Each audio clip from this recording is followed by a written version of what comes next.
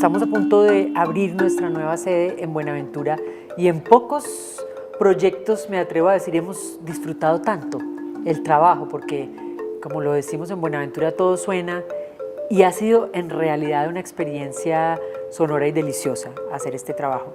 En el Pacífico todo suena, y especialmente suena el agua.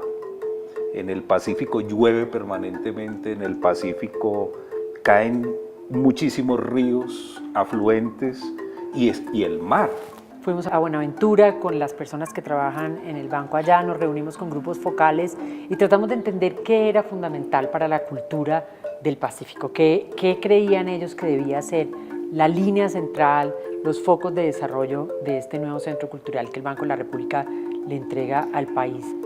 Otro trabajo que es muy interesante acerca de la recuperación de saberes locales es justamente la investigación que se lleva haciendo hace varios años ya con Azoparupa, la exposición sobre la partería, un conocimiento que, como sabemos, ha sido declarado como patrimonio inmaterial de la humanidad, y eso es fundamental. Es una práctica que hoy, como tú lo acabas de mencionar, con muchísimos sucesos, pero que tiene una carga cultural inmensa, casi que es un sustrato fundamental en la vida de las comunidades afropacíficas.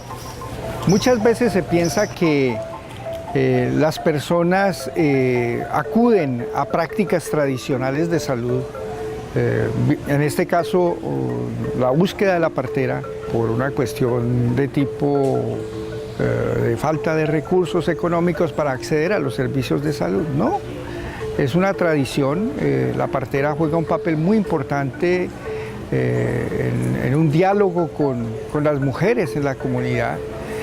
Acompañan el proceso no solamente del embarazo, el parto y el puerperio, sino que contribuyen de muy buena manera a la cohesión social del grupo y además fortalecen mucho su identidad. Si algo se hace evidente es la participación de Azoparupa, la Asociación de Parteras Unidas del Pacífico, que a través de ese trabajo de muchísimos años lograron justo en octubre del año pasado, de 2016, que fueran reconocidas como patrimonio inmaterial.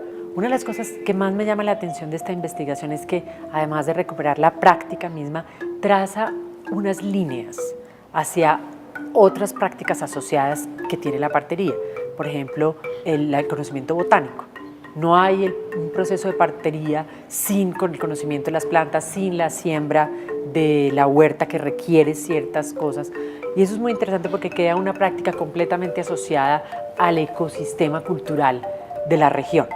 Sí, además que tiene un elemento muy importante y que está presente en las viviendas de las parteras, que son las zoteas, como le llaman ellas, a estos cultivos levantados en unos palos o en unas guaduas, y en la parte alta se siembran las plantas que previamente han sido seleccionadas. Eso aparece en las viviendas de las comunidades afro, pero no solo de las comunidades afro, sino de otras comunidades que comparten territorio, como son algunas comunidades indígenas también en el Pacífico. La transmisión del conocimiento alrededor de las plantas, que hacen papel de los recursos naturales, son aprendidos a través del acompañamiento que hace la mujer joven a la mujer vieja. Es decir, es un conocimiento práctico fundamentalmente, donde lo escrito todavía no hace parte de esa tradición, es lo oral y es un conocimiento en el hacer, en la práctica permanente fundamentalmente. Tenemos música, tenemos literatura, tenemos arte, tenemos arquitectura, tenemos historia, líneas de tiempo. Tenemos un centro cultural maravilloso para visitar en Buenaventura.